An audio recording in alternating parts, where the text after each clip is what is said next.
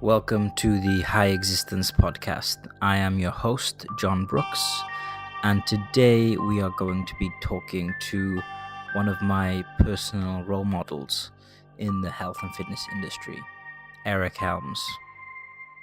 For most of Eric's career, he has worked as a coach, specifically focusing on drug-free strength and physique competitors. But he's not just a coach. Eric is also a competitive athlete himself and has pro status with the Professional Natural Bodybuilding Association, and also competes at the IPF at the international level as an unequipped powerlifter. And if that's not enough, Eric has also published multiple peer-reviewed articles in exercise science and nutrition journals. He's taught undergraduate and graduate level nutrition and exercise science and speaks internationally at academic and commercial conferences for fitness, nutrition, and strength and conditioning. He has a Bachelor of Science in Fitness and Wellness, one Master's in Exercise Science, a second Master's in Sports Nutrition, and a PhD in Strength and Conditioning. If you're even slightly interested in your health or physique, this episode cannot be missed. Eric and I discuss intermittent fasting, how to spot bullshit advice, the problem with formulaic diets, whether sugar is toxic or not, how you can educate yourself properly about fitness, the benefits of lifting weights, and tons more. I hope you enjoy listening to this podcast as much as I enjoy talking to Eric. I learned a ton, and I'm sure you will too. One of my observations that I've seen is that we live in this sort of world where people think that because they eat, they know a lot about nutrition, or because they go to the gym 2-3 times a week and lift some weights, they think they know a lot about lifting. I don't think that, speaking for myself personally, before I started studying nutrition, which I think I started studying it properly maybe 5 years ago, before that point, I didn't think that I didn't know anything. I just thought I know about nutrition. I eat. I know what healthy food is. I know how to take care of myself. And then as I started reading, I started realizing there's so much that I don't know. And these days, everyone with an Instagram, a YouTube channel, they tout themselves as experts, so that they know a lot about nutrition or training. So I just like to start with why would someone want to be coached by you specifically, or want to listen to what you have to say about nutrition and training?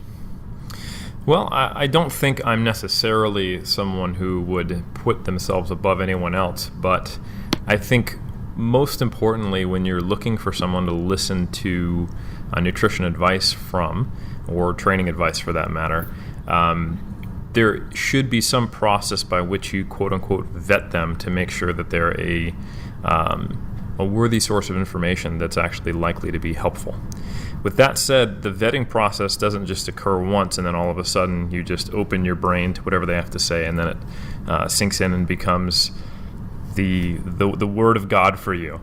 I think what's really important is that you look for certain language and thinking patterns in the people you listen from. You want to identify critical thinkers.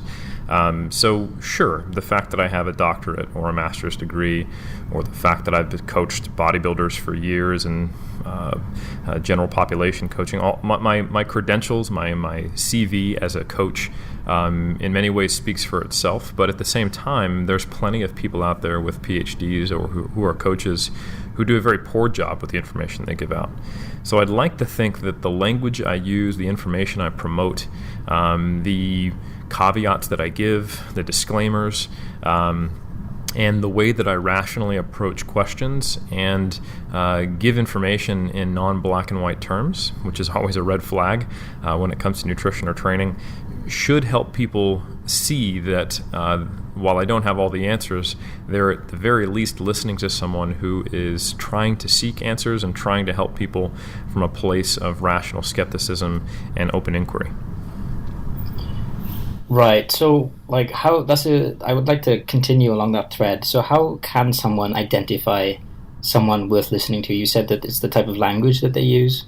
Like, what are some red flags that you should not listen to someone? Absolutely. So if someone is saying that there is a one-size-fits-all diet for everyone versus a diet or a nutritional approach in certain scenarios, I think that's definitely a red flag.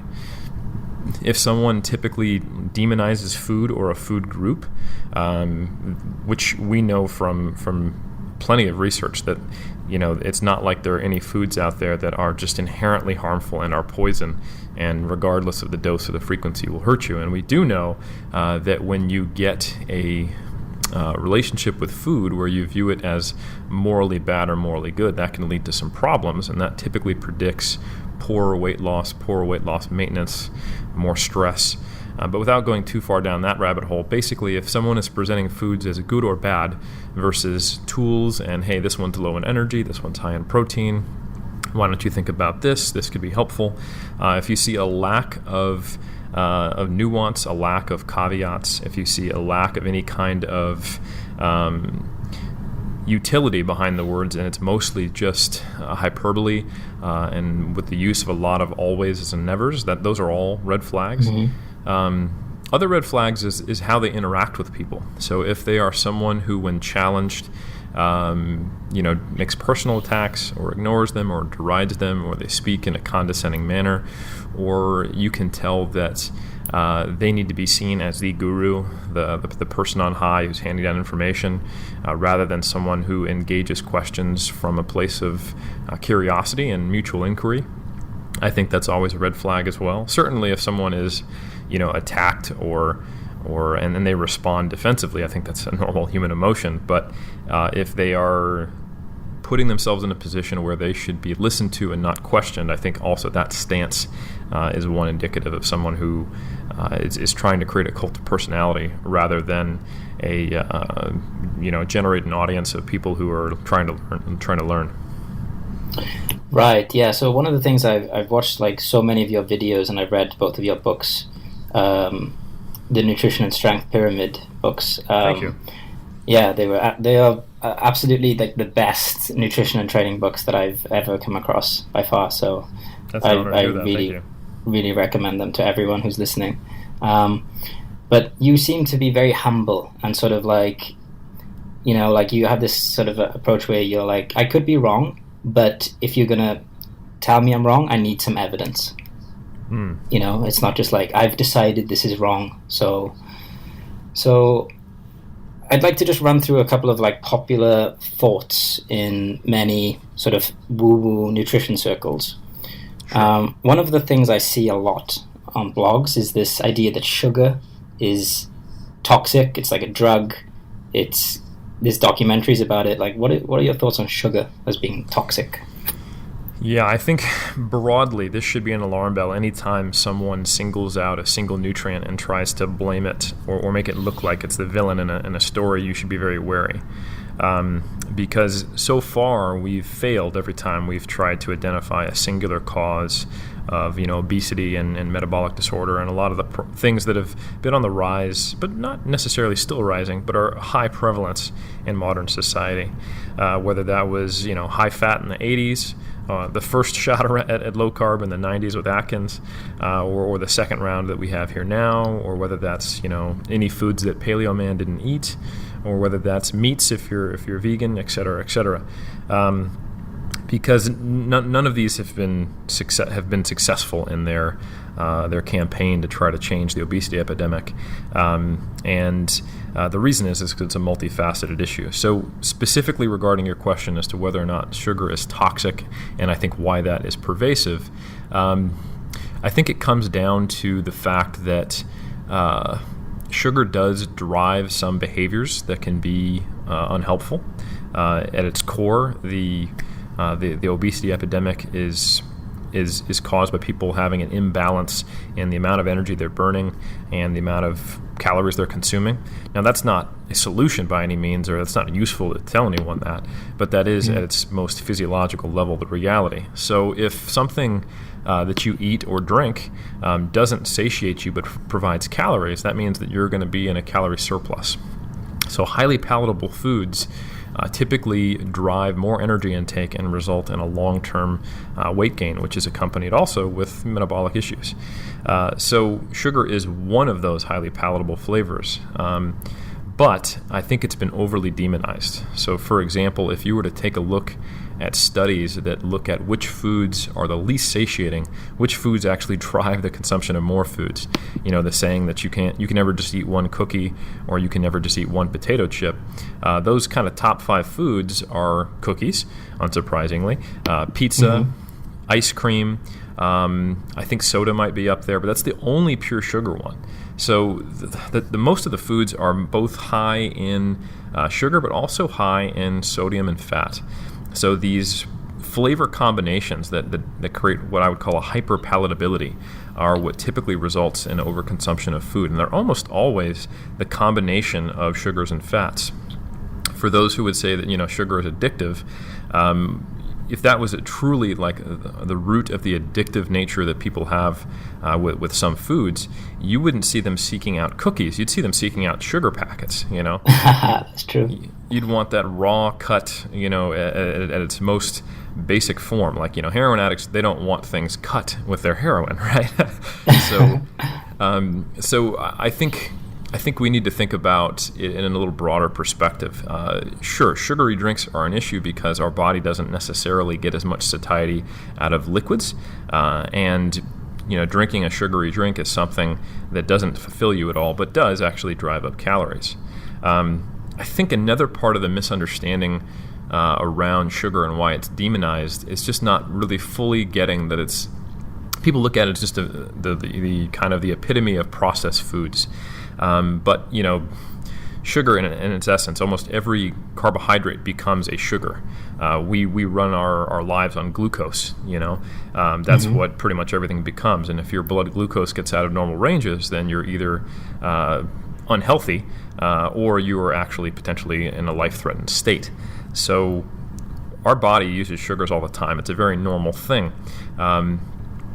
We look at processing almost as something that makes foods worse, when in reality what it typically does is it removes some of the nutrients we would want. Like if you think about white rice or white bread, this is removing the husk, removing some of the fiber, and that's not necessarily always a good thing. In isolation, it's no big deal if you eat a piece of white bread.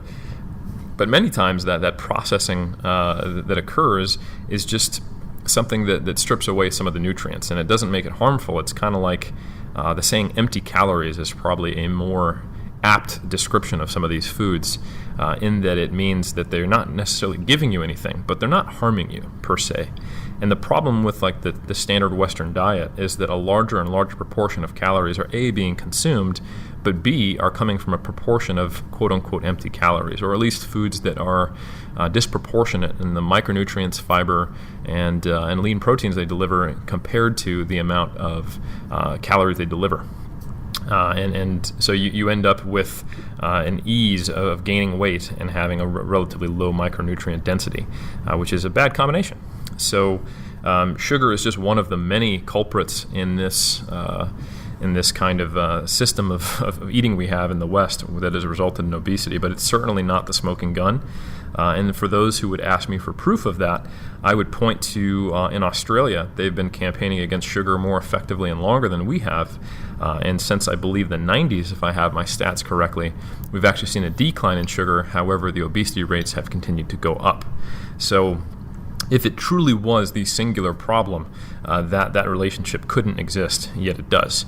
And Australia has a pretty similar eating culture as we do in the States, probably a little better, but that's just because we like to win in the United States. We want to win the obesity war, so we're doing our best. Could you explain for our listeners, in what sort of context could consuming sugar daily still lead to a healthy lifestyle? How would that look? Well, it all comes down to what the rest of their diet looks like. And I think that is kind of the biggest problem most people have with nutrition, as they look at it in too isolated of a scenario. They look at individual foods as good or bad rather than being able to take a step back and look at their overall energy consumption. So, for example, if someone was consuming, 3 pieces of fruit and 3 servings of vegetables a day, and was getting, close to around 3/4 of their body weight in protein, and a good mixture of fats from various sources, they could have their carbs from many, many places, so long as they got adequate fiber in, which they probably would with those servings of vegetables. So having a chocolate bar, or having a, not even a diet soda, but a full sugar soda, while still reaching their energy targets, I think would be absolutely fine. It's that saying of everything in moderation has been true and always will be true. And I think anytime you see a message that doesn't come back to moderation in nutrition and pushes towards extremes like never eat this will kill you, this is toxic, it's probably inherently not true. Because if we were so fragile, the human species, with what we put in our mouths, we wouldn't be here today. It really does come down to having a slightly greater understanding of the total diet you have. I think my friend Alberto Nunez, one of my colleagues, he coined a little term that I really like, is that there's no such thing as a bad food, there's only bad diets. So, which kind of speaks to that point. So yeah, one of the I'm a big fan of the thing that you promote called not intermittent dieting, but flexible dieting. Mm-hmm. It's like commonly, like the old slang was if it fits your macros, but it's a bit more nuanced than that. And like when I tell people that I'm training, I'm tracking my food, I'm getting enough fiber, getting enough water, taking the vitamins and supplements that you recommend in your books, they say to me, well, yeah, it's fine that you're eating chocolate, but your diet would be even better, surely, if you were replacing that chocolate with, broccoli or some other kind of whole food. So what would you say to that? I think, again, it comes back to looking at foods as good or bad. Like if you see, if you have these lists in your head of what is a good food, what is a bad food, and that's the extent of your kind of nutrition paradigm, then that's a very reasonable conclusion to come to. Well, chocolate is on the bad list, and while your overall diet is good, we could make it even better by replacing the bad thing with the good thing. And I think that's a logical conclusion within that paradigm, but the paradigm itself is completely false. You don't get extra credit for consuming additional nutrients. There's not a food critic in your throat that kind of watches what falls down your esophagus, right? So the reality is you either meet your nutrient needs or you don't. And in fact, if you eat your nutrient needs in excess, you have problems. There are such things, not that it's going to happen from eating broccoli, but you can get, nutrient not only just deficiencies from not eating enough, but you can get toxicity from having too much of a given nutrient. And certain nutrients that are healthy in a certain amount are unhealthy in excess. So, it's the dose that makes the poison, always. And things that may be poisonous at a high dose may be essential to life at a low dose. Like you can die from drinking too much water in certain cases and scenarios. And, if you were to eat healthy foods to the point where you're actually in a calorie surplus, you would indeed gain weight. And that actually is a standard kind of bulking diet of bodybuilders. And bodybuilders do gain fat while they bulk, despite the fact that they're eating almost all quote-unquote good foods in kind of traditional circles. So I think it just boils down to a lack of understanding, and I think people need to have not an intense education in nutrition, but just they need to seek out better sources than their favorite celebrity or whoever happens to look good on Instagram, and be wary that while things should be made as simple as they possibly can, they shouldn't be made any simpler. And too simple means that you claim foods are good or bad, when in fact they are complex things that have a vast, an array of micronutrients, phytonutrients, zoonutrients if they're animal products. And certainly we don't need to overcomplicate it, but we need to think more about, what is the energy content of this food? What's the fiber content? What is the micronutrient content? And what's the macronutrient breakdown? And that does require a little bit of time and energy spent on your nutrition, but most things that that are worthy of achieving in health and fitness require some level of commitment. So it doesn't mean that you have to get a degree in nutrition, but it may mean that you have to look at your nutrition labels and have a basic understanding of those big picture items. Right. You said like one of the things people need to do is to equip themselves with better sources of nutrition information. I consider myself fairly intelligent, but I struggle with reading studies on nutrition, studies on anything. It takes time. I don't know which ones to read. There's so many of them. So, and I think this is kind of the dilemma that people have, is that they turn to people who have referenced studies, even if these people are not actually qualified in the field of nutrition, because they don't want to do it themselves. So how can people learn about this stuff without necessarily getting a degree? Oh, absolutely. I don't think people should be, like, I'm not going to discourage anyone who wants to go out and read nutrition studies. And if that's your jam, like it's mine too, I totally get it. Go get your nerd on. I'll be right there alongside you in PubMed. But I certainly don't think that's a requirement or even a recommendation I would make to the average person who wants to learn more about nutrition. I think if you're already someone who is reading people who cite studies and interpret research and put it and then tell you what the outcome is, you are probably doing better than 95% of people. And it is true that there are plenty of people who misinterpret studies. Hell, I misinterpret studies, sometimes, and it is essentially my job to interpret studies and give them to people in various positions I have, because science is an ever-evolving thing. No one study tells you everything, and the studies themselves are always inherently limited, and they generate just as many questions as they answer. So it's a slow-moving process, and you have to look big picture. So I think it does come down again to how do they present the information. If they act like a single study teaches you everything you need to know, or is the nail in the coffin, or defeats all counter arguments, or proves the point they've already had, or they use it kind of waving it around like a big stick to prove a point rather than as a fulcrum to have a conversation around, I think that's again that same red flag that I talked about.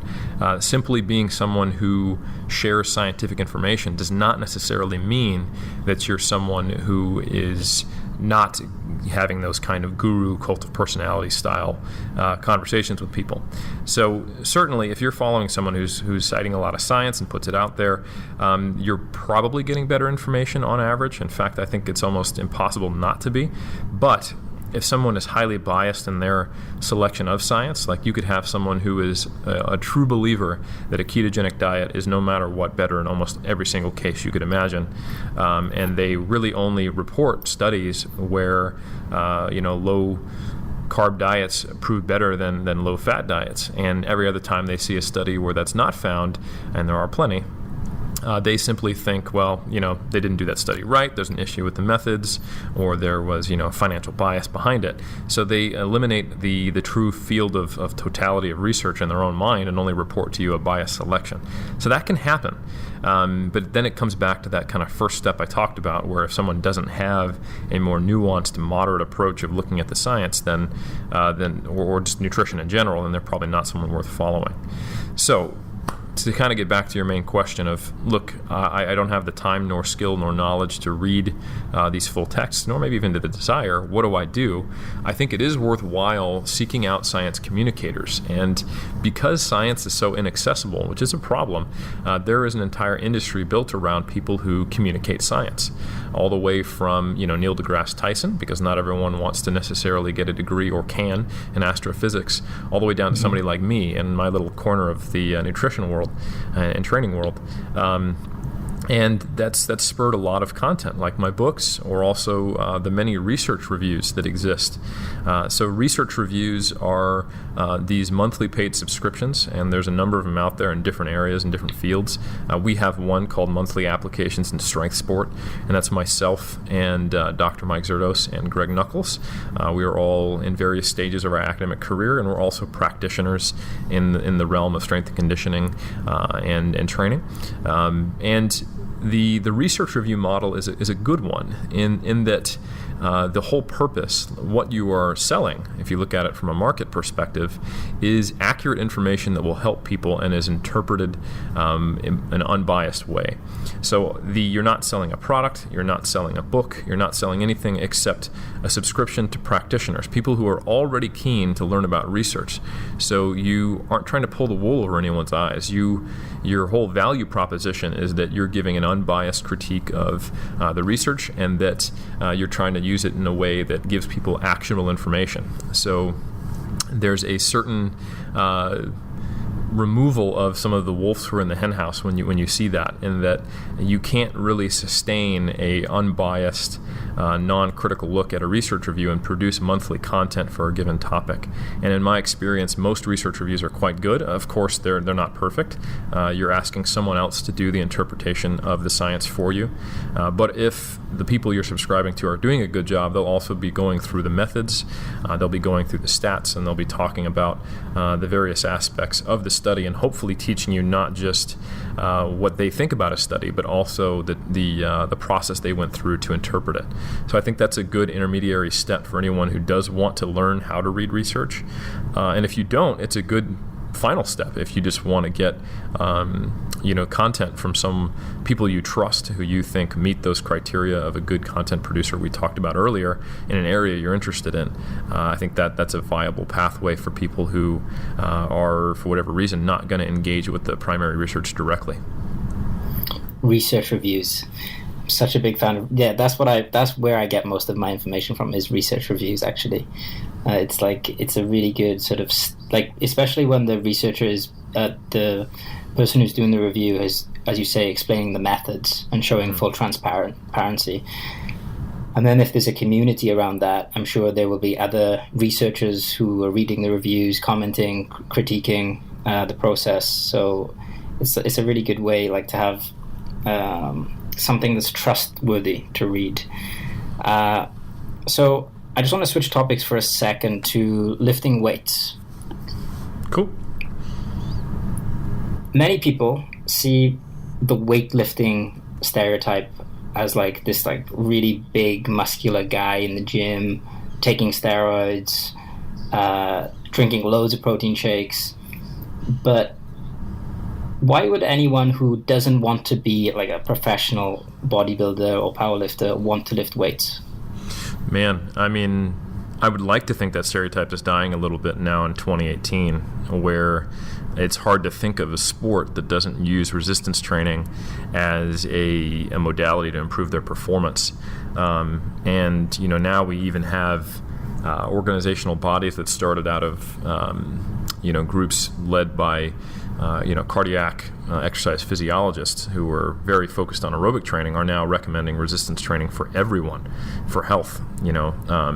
Kind of the big three of what is recommended to the average person is a resistance training program a few days per week, an aerobic training program a few days per week, and flexibility training. So the reason why every single health body in the world that prescribes, preventative medicine, if you will, includes exercise and including resistance training in that, is because it has unique properties that will help with health and aging and longevity and quality of life. If you look at the data on resistance training, you might only get a couple more years out of your life, but you will be active for a much longer period because there's nothing that maintains muscle mass, maintains bone density, maintains functional strength like actually putting higher resistances than we experience in activities of daily lifting against our body and training against them progressively. So you certainly don't have to be doing clean and jerks or deadlifts or squats or bench presses or anything you might see an Olympic weightlifter, bodybuilder, or a powerlifter doing, and you don't have to necessarily wear a cutoff tee or scream at the barbell when you lift either. But it's not a bad idea to get into some form of progressive resistance training because of all of the myriad of health benefits that both overlap with and complement aerobic training.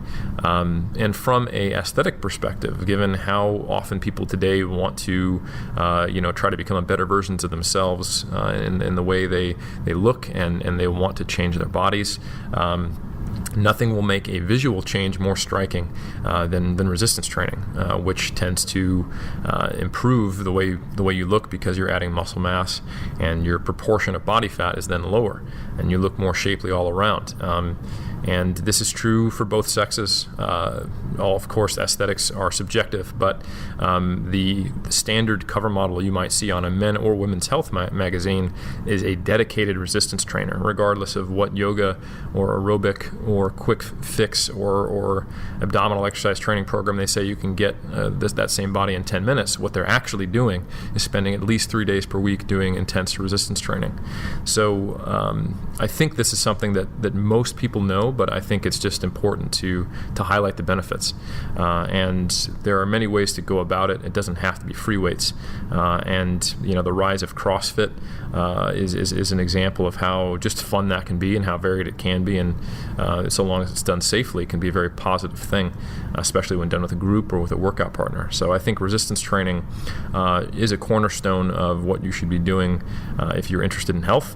I appreciate that not everyone loves it, but finding some form of it, even in a small dose, can make a big difference. So when you get clients that come to you, do you see any sort of like major mistakes that they are making, like any patterns of mistakes that they make in their training?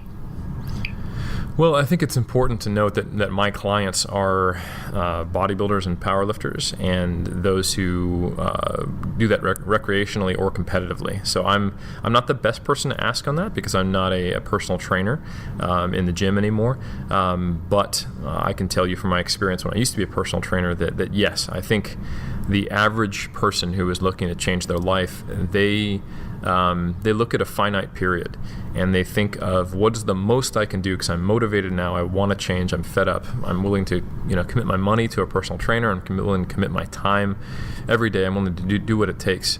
But they have a really tough time thinking about what does that lifestyle change look like? How are they going to sustain it? If they're going to adopt some extreme diet or extreme workout program, do they really expect themselves to maintain it and as a lifestyle? And a client will often say to you, I'm willing to do what it takes, I can push myself, I have a lot of willpower.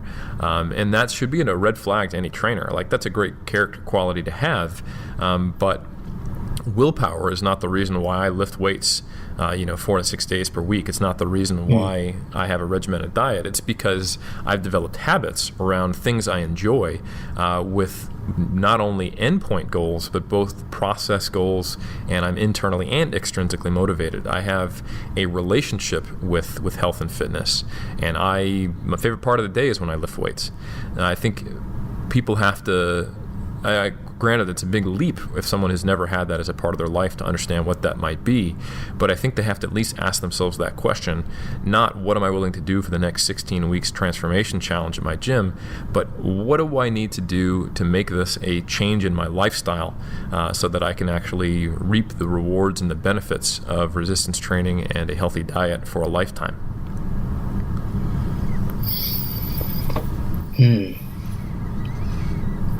Right. Yeah, that's lifting weights is also the favorite part of my day too. I have a broken ankle at the moment, so I'm unable to actually train my lower body, but hopefully that will be fixed soon.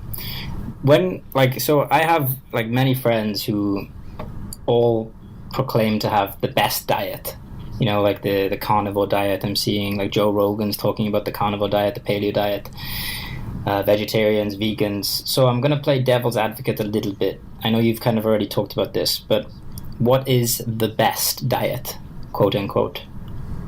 Yeah, I think you've almost already know that you don't have the best diet if you're following a quote unquote diet.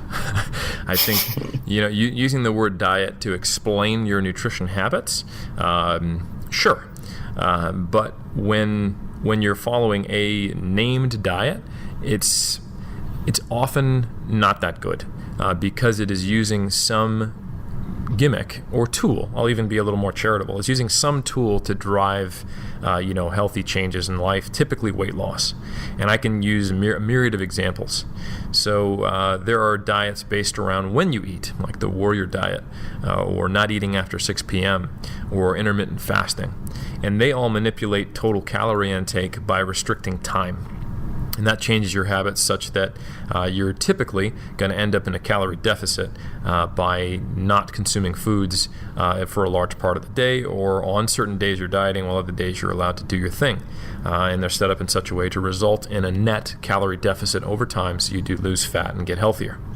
Other diets cut out entire food groups.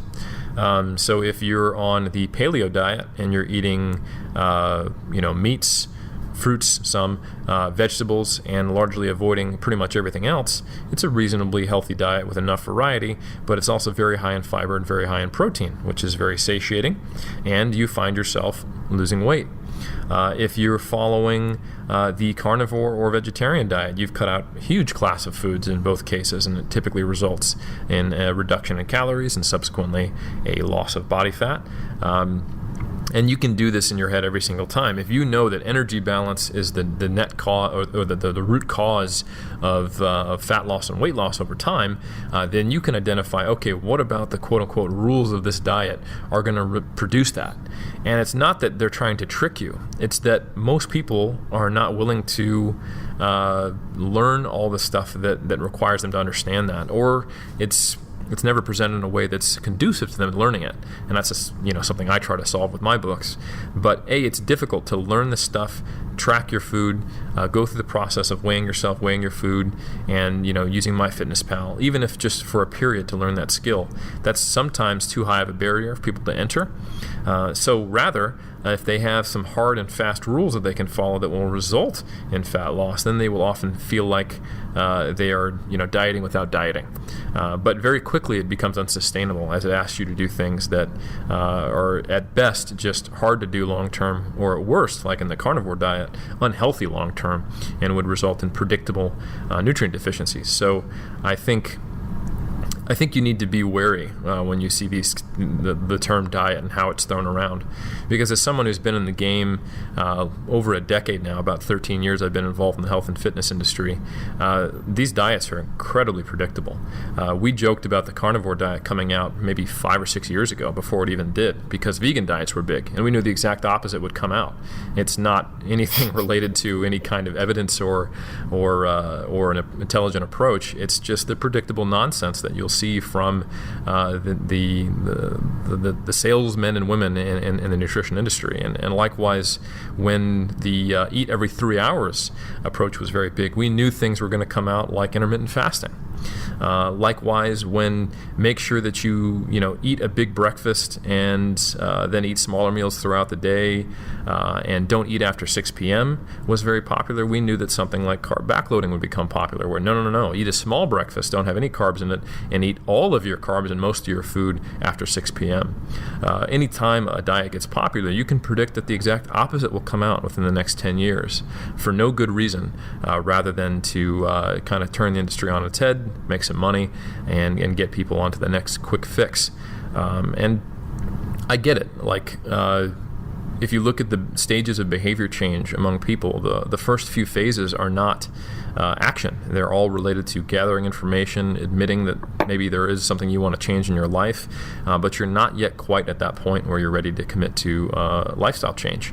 So the purchasing of a quick fix is very attractive. Being told you can have a pill or just follow this one weird trick when you're at a stage where you want change, but you're not willing to commit to the behaviors that will result in change, is a useful marketing strategy. However, it actually sets that person back.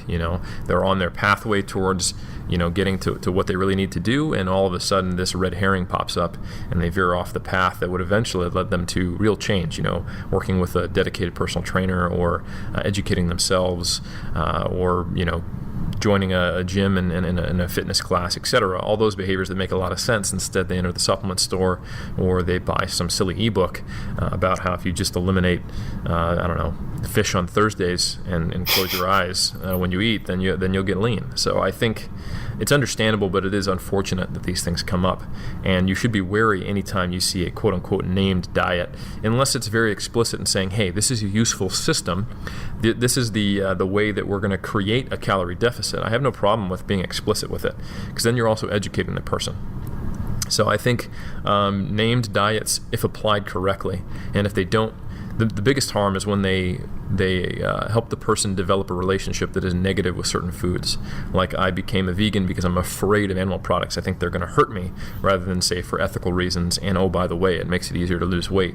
Or I'm following the paleo diet just because I find I'm full, I get plenty of protein, I can still train effectively, and I lose weight, but I know it's not magic. I think if you go in with eyes wide open and these rules are effective, there's nothing wrong with that. That's really no different than me saying, right, I'm going to eat 4 meals per day, and this is going to be the what they look like, and I'm going to cook on Sundays. I'm creating rules that I always follow, so I have to make less decisions, so I'm exposed to less fatigue of my willpower, if you will, and I'm less likely to go off my diet because I don't have to think about it, and I can put my energy elsewhere.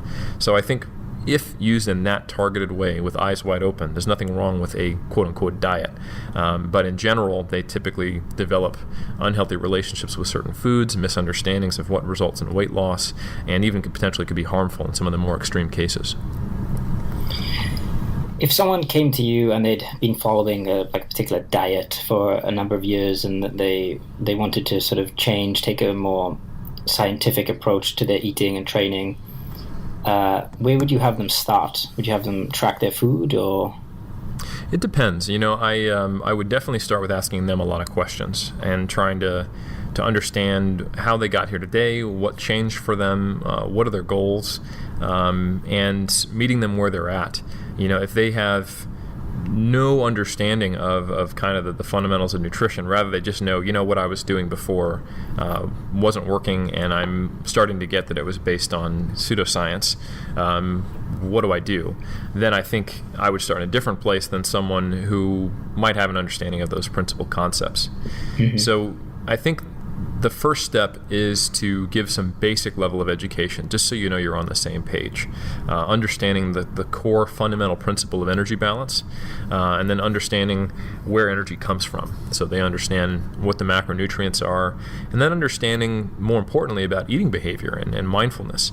And then it's not just simply, I think the problem with the quote-unquote if it fits your macros initial approach was that it ignored all of the behavioral aspects and just focused on, hey, you can eat whatever you want so long as you hit your macros, and forgetting that if you were to have a diet that doesn't have any structure or doesn't consist largely of single ingredient food items, or doesn't have a predictable way of fitting with someone's life, or doesn't account for the fact that people have social eating, and that they need to actually modulate their behavior when they don't have a food scale or access to MyFitnessPal. I think those are the pitfalls there. So you wouldn't stop just telling them about energy balance or macronutrients. You would talk to them about, what gets you in trouble? It's when I go on vacations, or it's when my coworkers bring donuts to work with me. And then you talk to them about specific interventions of how to address that. You might have them just log their food without any intention to change it for a week, writing down when they eat, what they eat, how they felt about it, what drove them to eat, how they felt afterwards, and just creating more mindfulness in and of itself.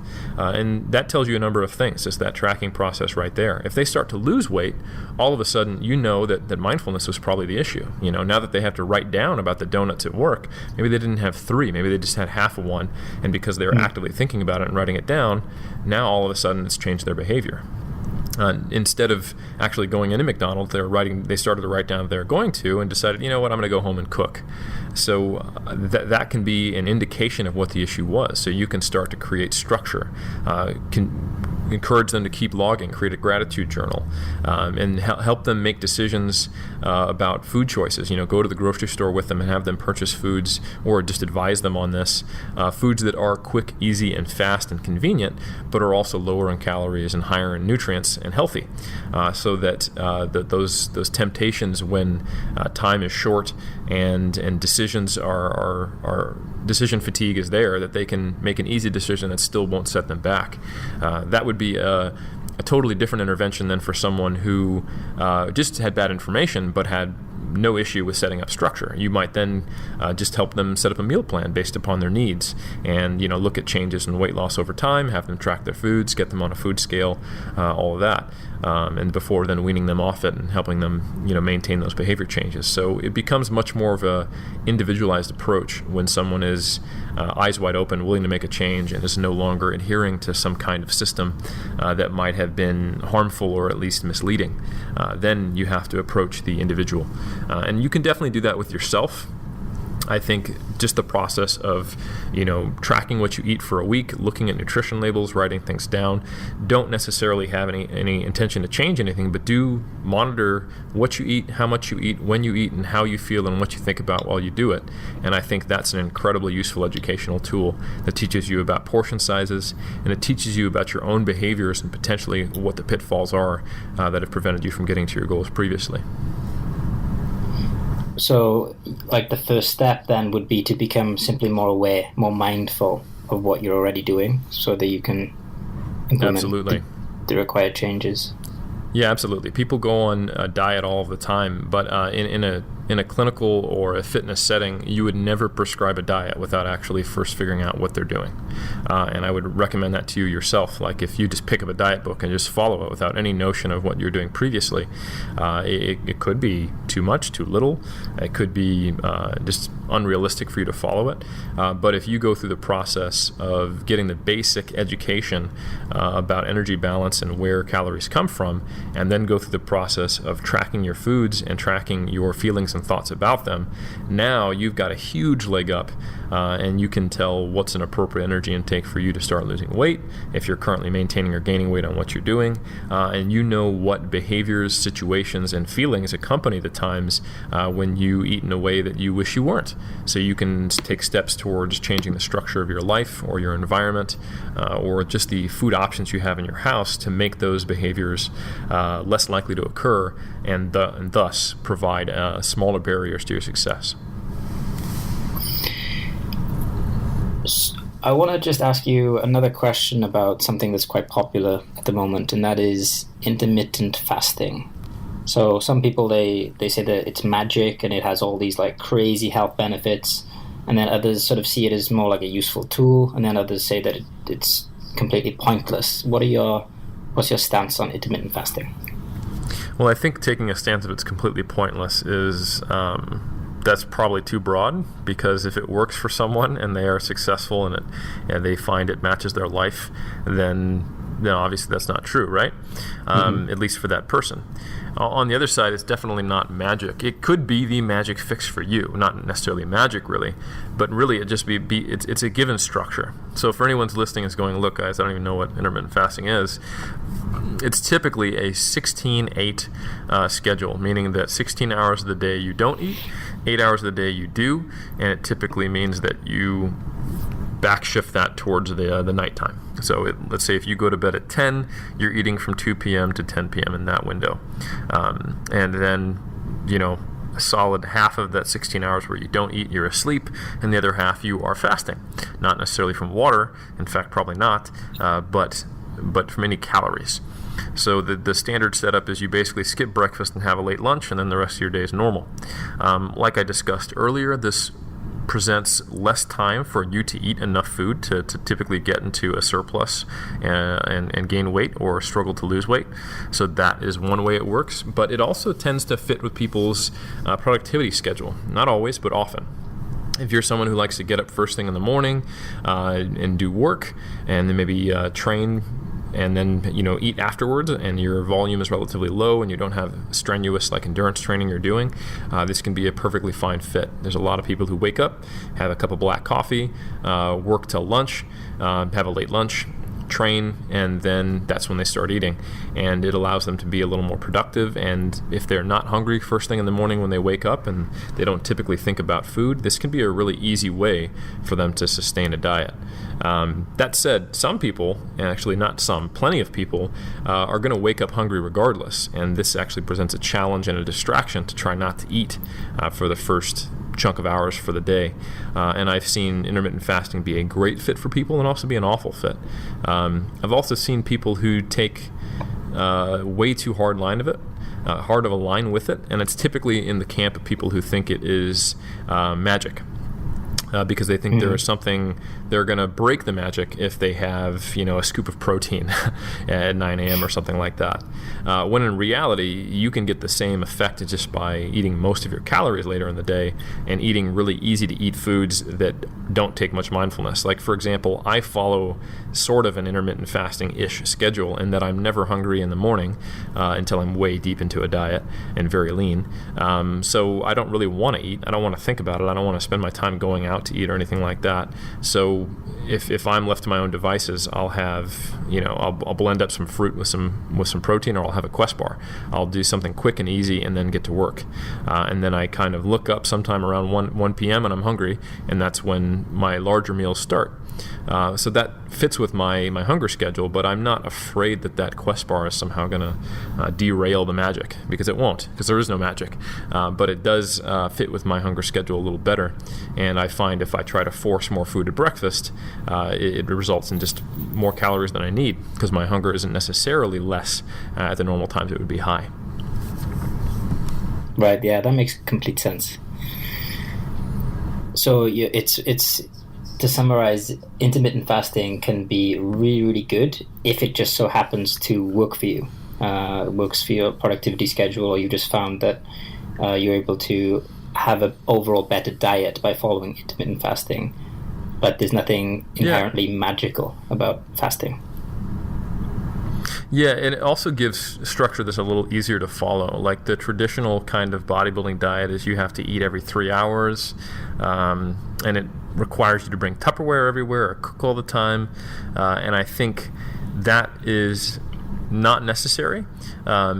I think there is something to be said for more frequent servings of protein. We've got preliminary evidence that might help with a small advantage in muscle mass gains, but most people aren't looking to be, Mr. Olympia. They're looking for a structured diet that'll help them lose fat and maintain muscle mass. And this certainly is adequate for that. Intermittent fasting asks you to pretty much don't worry about food at all for the first 4 or 5 hours you're awake, and then you can have 2 to 3 meals. So the burden doesn't require Tupperware. It doesn't require you thinking about how am I going to get back home to cook, and it's typically packaged with more holistic nutrition information. Like the traditional information comes with like kind of an if it fits your macros approach, just based on changing the time frame. Not always, but the original people who started promoting intermittent fasting also kind of had that. So I think that's a big part of it too. I think Martin Birkin is the original guy who promoted intermittent fasting, and he didn't have any other restrictive rules. So it was a very simple structure, and structure is an incredibly important tool for people to follow a diet of any type. So presenting a structure that's easier than the current status quo for people interested in having an aesthetic physique, and then not adding any additional barriers, and all of a sudden people are making great gains because they're not spinning their wheels. Now I want to just ask you one more question. Tim Ferriss has written a book called 4 Hour Body. I've read it back in the day. Gary Taubes wrote a book called Good Calories, Bad Calories. I kind of predict your answer to this already, but would you ever recommend them to like your friends or anyone interested in nutrition, and why? No, I wouldn't. I think the trend toward, I see them both in two different camps. One, like Good Calories, Bad Calories, it immediately in the title, it makes that red herring error that you can tell of when someone is trying to put foods in these arbitrary categories based on morals rather than fact. And while he does cite a lot of research, Gary Taubes is very much someone who's already decided that carbs are the problem, sugar is the problem, insulin is the driver of obesity. While in the scientific community, there's still robust debate around that, and we're leaning towards that not being the case, and it is indeed total energy balance. And So that would be a no-go on my list. As far as the Tim Ferriss 4-Hour Body, from what I've heard, I haven't read it, there are some decent aspects in there, but it kind of falls in the category of life hacking.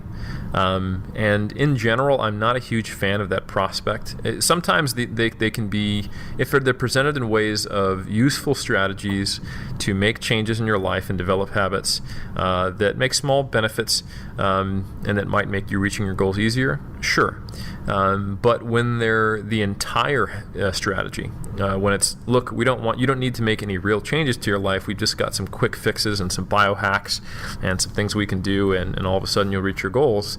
That's just simply not true. That kind of falls in the same category of those red herrings and those paths, those little pathways that diverge you away from getting towards your real goal of actually changing your life and changing your lifestyle.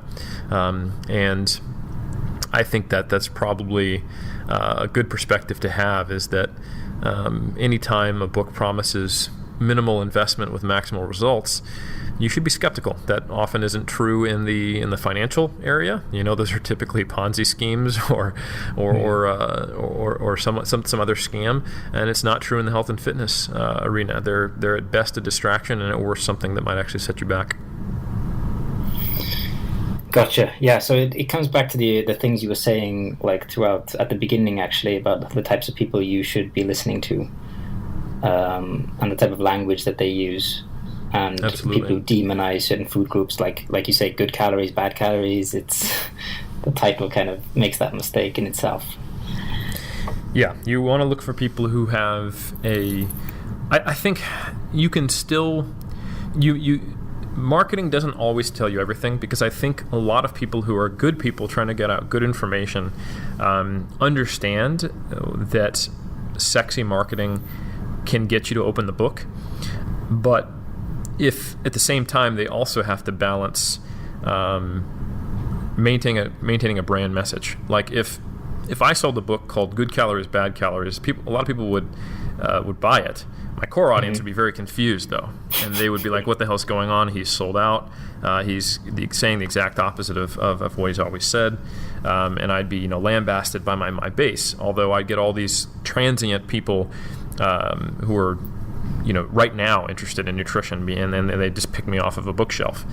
And then when they open the book, they would also be confused, because all of a sudden I'd start saying the exact opposite of what the book cover was, and then I would lose their trust. So I would end up shooting myself in the foot, both for my base and this the fitness market out there that is the transient population of people who are looking for quick fixes before they settle on something real.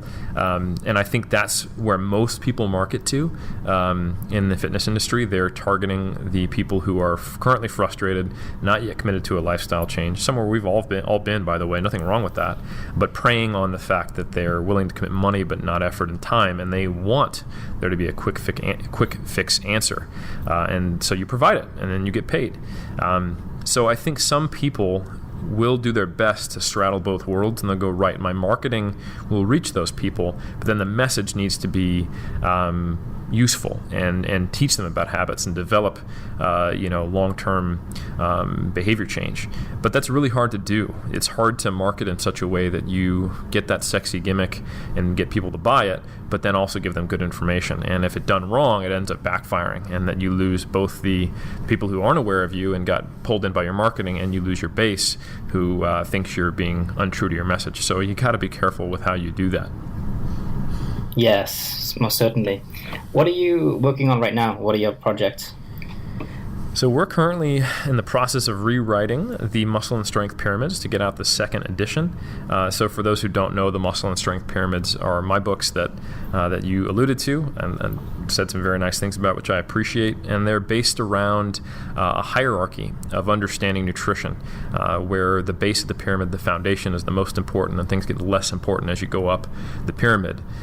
So working on the second edition of that, streamlining things, adding new research, and really just trying to make them more actionable so that people can take them and really make changes easier in their lives. That's the big project at the moment, and it's probably most relevant to this podcast. Where else can people find out more about you? Because I'm sure this interview has got a lot of people thinking differently about nutrition. So absolutely. I'm sure you like they'll want to find out more about your work. I'm sure that the books are obviously a really good place to dive into. But where else can they find you? Yeah, so you can check out the books at muscleandstrengthpyramids.com. For those interested in learning more about science in general, I would check out strongerbyscience.com/mass. That's our research review, monthly applications in strength sport. And those who do want to learn more about the lifting community, our little corner of drug-free lifting, you can check us out at 3dmusclejourney.com. And you can follow me on Instagram at hashtag Helms3, at 3D, Helms3DMJ. Excellent. I'll put all of that information in the show notes for the podcast. Thank you. I appreciate that. It's been really enlightening talking to you. I appreciate you coming and talking to like an audience that I don't think you've really spent much time addressing much. Well, it's definitely an honor to be able to reach outside of my circle, and I hope it's helpful for sure. Yeah, thank you. Thank you very much. No worries. Thank you for listening to the High Existence Podcast.